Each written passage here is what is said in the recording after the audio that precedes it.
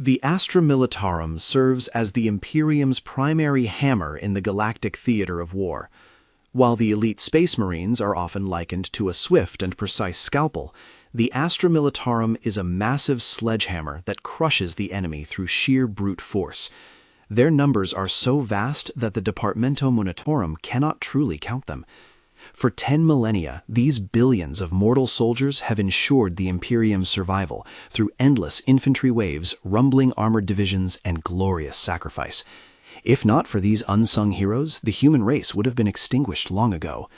Though far from the best-equipped branch, they are the ones who endure the grinding frontal wars against the horrors of the Dark Stars.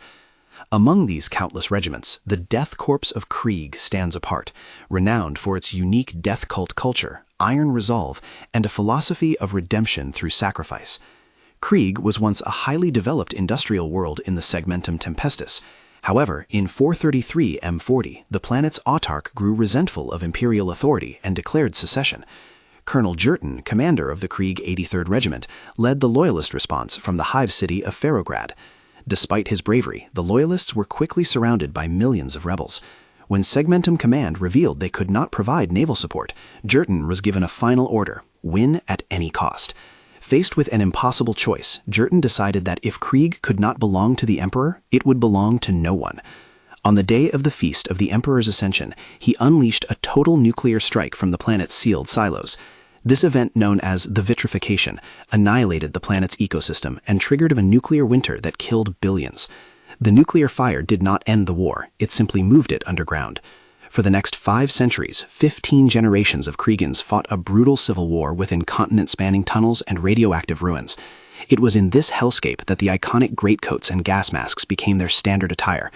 For 500 years, Kriegans knew only war and death, reclaiming their world tunnel by tunnel using bayonets, combat shovels, and explosives. When the Loyalists finally declared victory 5 centuries later, the people of Krieg had been permanently changed. They emerged as fearless, pitiless warriors, whose entire culture was centered on absolute loyalty and a collective debt for their ancestors' betrayal. Their defining maxim remains, "In life, shame; in death, atonement." When Krieg returned to the Imperium, it was a wasteland capable of tithing only its people. In their first year of return, they provided 20 regiments, far more than any other world. Kriegans believe life is merely a process of reaching for a meaningful death in the Emperor's name. They value numbers over names and hide their faces to erase individuality. Rumor suggests that with the help of the Mechanicus, Krieg uses forbidden Vitae Wombs technology to mass-produce soldiers, sending them to the front even before they reach adulthood. In the cruel, dark future, the Imperium views this as a necessary price for survival. Krieg's war philosophy relies on overwhelming force and an inexhaustible threshold for casualties. Krieg officers believe any battle can be won if their soldiers' will to die exceeds the enemy's will to live. The standard equipment for a Krieg guardsman is the Lucius pattern lasgun, often fitted with a bayonet and paired with a combat shovel, a tool used equally for digging trenches and bludgeoning enemies. Their organizations include specialized units like the elite Krieg Grenadiers and the Hades breaching drills of the engineers.